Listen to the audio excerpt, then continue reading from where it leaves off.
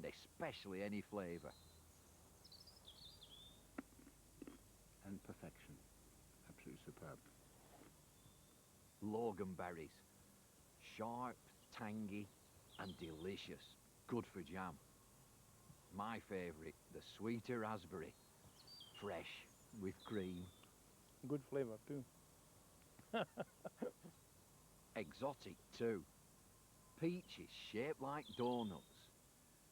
Split and juicy. Just right. Very difficult to describe the flavour. It's a sort of cross between lychee flesh and strawberryish. A wealth of fruit. You may think that you're getting the lot, but in fact, you may be losing some of it. It's not just taste either. Fresh fruit has other benefits. Michael Van Straten relishes it all. This particular plum doesn't ripen until much later on in the year.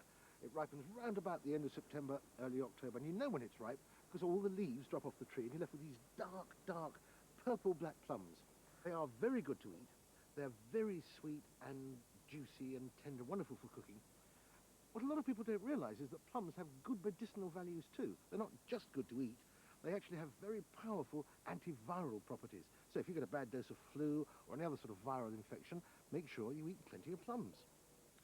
If I were a food manufacturer and I could make a product which came with its own packaging, which you could eat, which tasted good, which was very low in calories, had absolutely no animal fats in it at all, which at a pinch you could use instead of a toothbrush, which is good for your health, particularly good for your heart, I could sell that as a unit product.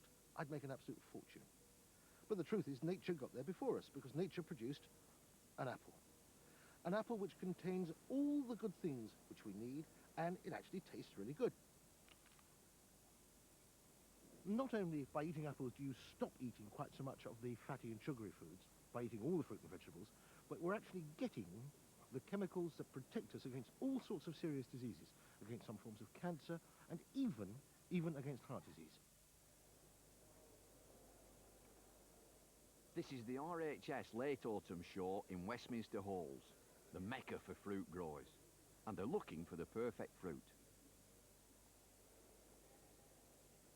Jo Morgan, fruit historian, knows her apples, and she's been judging here for the last 3 years. This is the Royal Horticultural Society's October show, at which one of the most prominent features is the fruit, as an exhibit from the Wisley orchards, and also competitive events at which amateurs and professionals submit their fruit as part of a competition. There are a very wide range of fruits here today, from grapes to apples, pears. There are also nuts and medlars and quinces. And then within these fruits, particularly within the apples and the pears, a number of different varieties. And you get a prize for the best plate of apples. Up to 300 different varieties here, all catalogued and named. Egremont Russet, Belle de Boscoupe, Rosemary Russet, first prize that one. And there's more. Ashmead's Kernel, Sturmer Pippin, and Bloody Ploughman. But apart from the Bramley and the Cox, you don't see many of the other varieties in the shops. Why is that? It's always been the case that if you're growing things for sale, you have to specialise. You can't possibly grow more than a very small range of varieties because you have to concentrate all your efforts on the particular requirements of the variety, the particular requirements of the actual husbandry of the trees, but also the storage requirements and so on. And the bigger scale that you work, the more you're going to specialise. One of the most attractive and one of the most enjoyable features of the apple is that it is so diverse. I mean, not only is it one of the most beautiful fruits and a fruit that displays the greatest range of colours, shapes, sizes, but above all, the greatest range of flavours. That's all disappeared. So specialisation can reduce variety, but it hasn't exactly saved the fruit industry. Commercial growers like Derek Holt are striving to survive. We produce quite a number of apples, about the traditional variety of Cox is still our best market leader. There are early varieties. We've got Discovery. The later ones are Spartan. There's new varieties such as Gala, Fiesta, John o' Gold coming in. So there's quite a lot of dessert apples. The English Bramley in the cooking apples is still the market leader. So I think that more or less covers the spectrum of the apples that we can produce and give to the consumer. The English apple is the finest apple in the world. The climate is the most superb for growing them. The nights are colder. We have a far higher moisture content, and this gives you a beautiful, lovely, dense, juicy, crisp apple, which with the flavour and that has no competitor. If every consumer ate another apple a day, there wouldn't be a problem at all in the industry. We'd be undersupplied rather than oversupplied. There's been a lot of health factors brought out where fruit is very beneficial to health, and I think that it should be pushed, and I think people should be educated to eat more fruit. I think at the moment it is going to be very difficult. I mean, we are in a open market situation. All I think is that we could get the consumer to eat a few more apples, then of course, and make sure we do get English apples on the shelf in good quality and good quantity, so that we can continue to survive. Market forces are not only reducing the variety of apples. Competition from abroad has meant that some farmers can't even sell the ones they've got. And growers like Ellis and Nash have started to throw in the towel. From between here and Minehead, when I first came here 16 years ago, we had 5 fruit farms, all producing good fruit. Over the years, well, I'm the only one left. There's not much point in growing nice apples when at the end of the day, you've got to throw the bloody things away. This was 6 acres that was planted in 1947, and it produced beautiful tasting fruit. Now we're down to 4 acres of dessert, which I can pick myself, and hopefully we should make a bit of money, but we won't make a lot out of it. 5 years ago, that was a perry orchard. You can just see the remnants of where the lines of trees were behind that cottage. And the fellow that bought it didn't want to do fruit trees, so he bulldozed the lot. This change in the British landscape isn't new. We have lost 2/3 of our traditional orchards in the last 30 years. Some of the first to go were the majestic Perry pear trees in Gloucestershire, all very sad. Ray Williams is a local man and has a passion for these trees. This is a Gloucestershire farm which specialised in producing Perry pears for Perry, which is the pear equivalent of cider. The orchards were planted sometime in the 1700s, probably about 1730, 1740, and there's some 100 acres here, all of it planted at that time with Perry pears. What we're seeing here are the trees that have managed to survive and the changes in farming that have taken place. What has happened is that the value of the Perry pears has declined, and most of the farms that originally were growing Perry pears have gradually changed to other more profitable agricultural crops. So Gloucestershire has lost 3/4 of its traditional orchards since the war. And the story isn't any brighter in Kent. Peter Butt's family have been growing cherries here for generations. But is Peter now at the end of the line? There's an awful lot of people employed in cherry picking in the olden days. And I know I always looked forward to cherrying because that was a time to earn a bit extra money.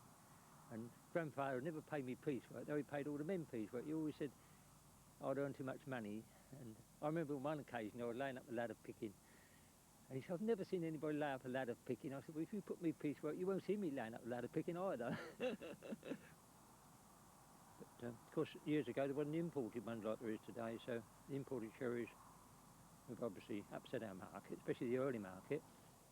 In 1950, it was 20,000 acres, now we're down to 2,000 acres. And It really looked nice, but we didn't really appreciate it because we always saw it. It took other people to tell us what it looked like, really, because you never appreciate what you already got, do you? Well, the first cherry tree is supposed to have been planted up on the bank in 1533, I think it was, in Henry VIII's time. And the first real orchard was up at Tenham Lane, where they got all the signs still for the hedges are still called after cherry. I think one's Morella, Amber Close, Nutbury Close. So they've still got, as you said, a tombstone still left there, but no trees, unfortunately. Well, I'm hanging on because in farming, if you get in and out of thing, you usually out of it when you should be in it. But you've got to wait and see. It's all a gamble, isn't it, really? But whole fruit growing's a gamble, so you've just got to keep having a go and hoping something will turn up.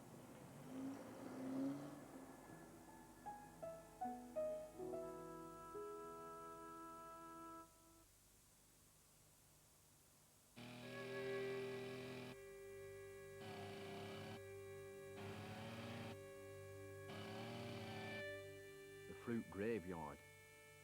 120 acres of orchard destroyed to make way for corn. It's all legal, all above board. You can even get a grant to help you with it. Phil Stone works for Somerset County Council. The Ministry of Agriculture do give a grant towards the grubbing out of apple orchards that are less than 20 years old, and the grant's been introduced to try and reduce that surplus throughout Europe.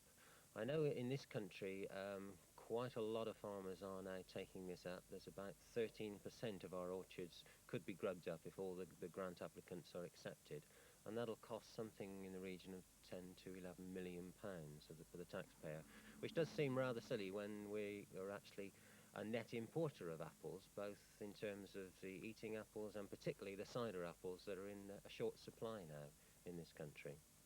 But it's not all doom and gloom, because over here we've got another set of forms which are produced by the County Council for a grant for planting standard varieties of cider apples. These are the traditional form of orchards in Somerset, and the County Council operates a grant scheme to ensure that the traditional form of apples and orchards in the county are retained. And Phil's just off to check on one of those orchards with his colleague Stephen Scriven. Stephen's an apple expert and Phil knows his grants. Morning, Steve. Oh, morning, Phil.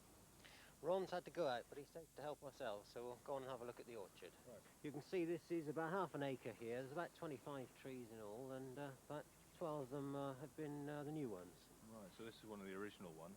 Yeah, that's the old ones there. The others disappeared in the gales, did they? Ron lost about half of the old trees here, and so then he came to us for a grant for replanting. Which varieties have you got in here? Well, there's a combination of varieties. Kingston Black's one of the most common.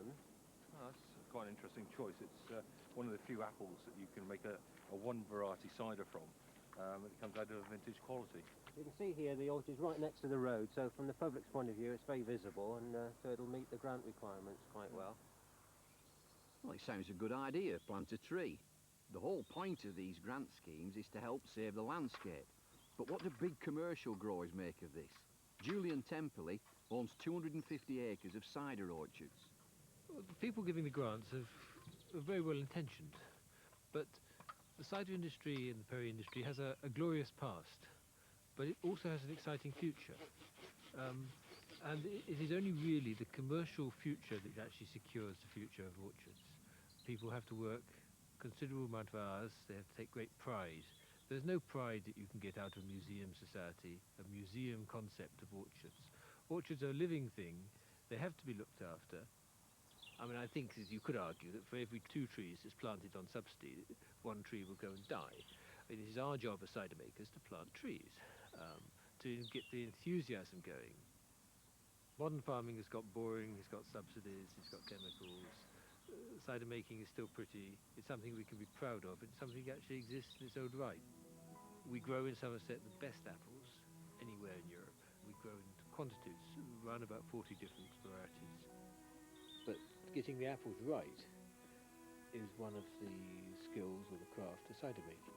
The other is blending different varieties of apples to produce a cider. You cannot actually just go along to a tree in early October, pick the apples. You produce cider which wouldn't be worth making. They have to have that maturing on the ground. Julian harvests nearly 1,000 tons of apples a season. Some are still done by hand, but they've also got this machine, and it literally hoovers them up.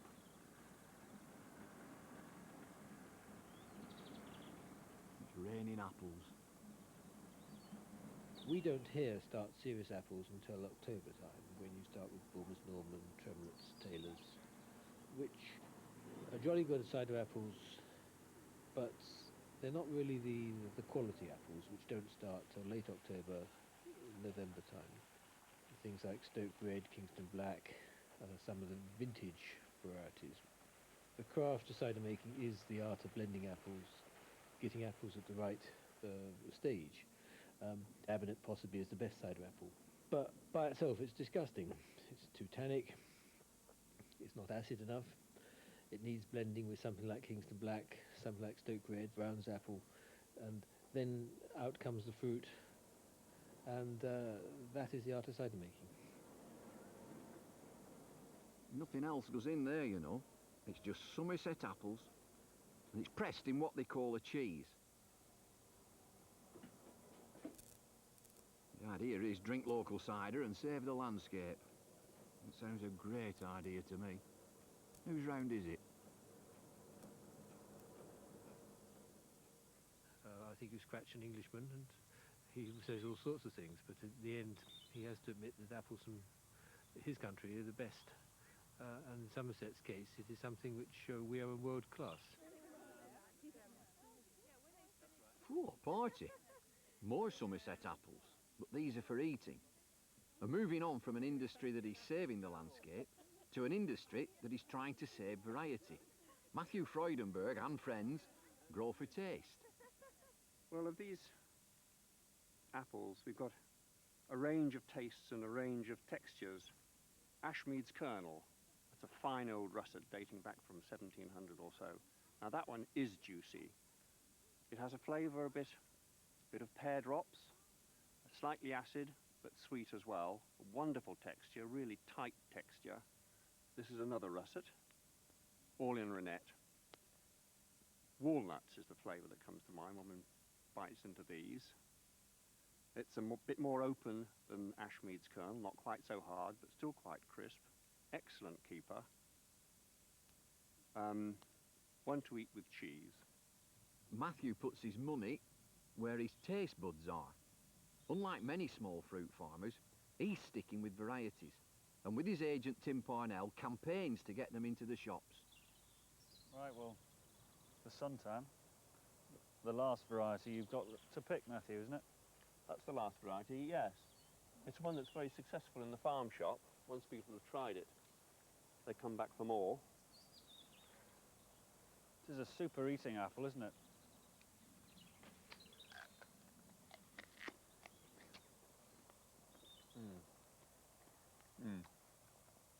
That's got that bit of bitterness that one expects in Suntan at this time of year. That's right, how it should be. When will these come off? Tomorrow. But we don't sell them until mid-November. You know, they need a couple of weeks in store, a couple, 3 weeks in store. But from mid-November, that acid disappears, and they're a superb apple. What do you think the prospects are for selling Suntan and Ashmead's Kernel to one of your shop customers who is interested in a wide range of apples? Shops vary, don't they? Some of them seem to get on with these traditional varieties. Others don't give their customers the opportunity to try them. So we don't know how well they would sell. Well, we find with the range of apples that we're selling direct from the farm, if we can get somebody to taste it, then they'll buy them. I'll have that one. Nice bouquet. And that's the great thing about farm shops. You get variety, and you can taste before you buy. We find that some people are adventurous, some people look around in a bewildered fashion and hope that they'll find Granny Smiths and perhaps Cocks. And we let them have a look around, but then we come to their assistance and suggest they try something that they've never heard of before. That's one of the joys of growing traditional apples, is that with a range of usually 7 or 8 at least crisp varieties in the shed at one time, we can find out what people like, people themselves can find out what they like, and there's something to suit every taste. The person who likes sweet and bland to something really sharp and spicy. I'm optimistic that the older varieties, so-called traditional varieties, will continue to flourish. There's more interest in them from the supermarkets, from food magazines and magazines which have food articles, and this is telling. We can see it in the increasing number of people who come to us because we're selling the old varieties. So I think as long as there's confidence and effort, these varieties needn't be forbidden fruit. So it's over to you. If enough people ask for them, the commercial growers will try and supply them. But for the ultimate choice, why not try and grow your own fruit? And you don't need an orchard to do it. Aidan Williams says you can squeeze them in anywhere. A lot of people think it is impossible to grow fruit in a small garden. The purpose of the model gardens at Wisley is to demonstrate that it is possible, to explode the myth that you can't grow fruit in a small garden, and to show that fruit can be grown in fairly small spaces. For instance, here we have a garden 12 foot by 8, which contains 5 apple trees. This is possible by the use of dwarf rootstocks, compact cultivars, and in this case, growing the trees as centre leader spindle trees. Behind, on the panelling, is a Morello cherry, north facing, that produces a very good crop. It's under a net at the moment to keep the frost off the flowers. It doesn't occupy much space. Those panels are 6 foot, that's 12 foot. The border is about 2 feet, 3 or 4 inches wide. So that's quite a feasible proposition. Behind me, we've got cordon pears growing at an angle of 45, backed with a wooden panel, an open type fencing here.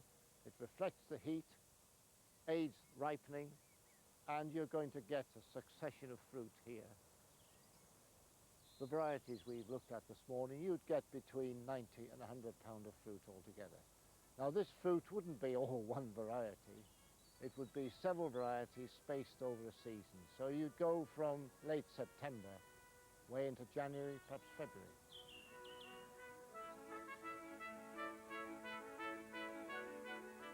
What about that?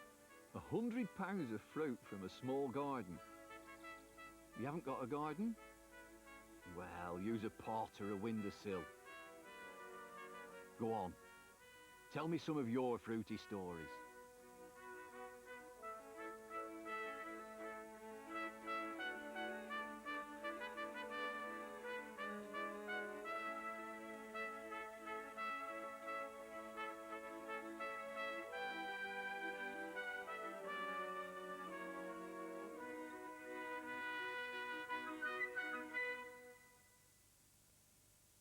That was the last in the current series, but you can buy the book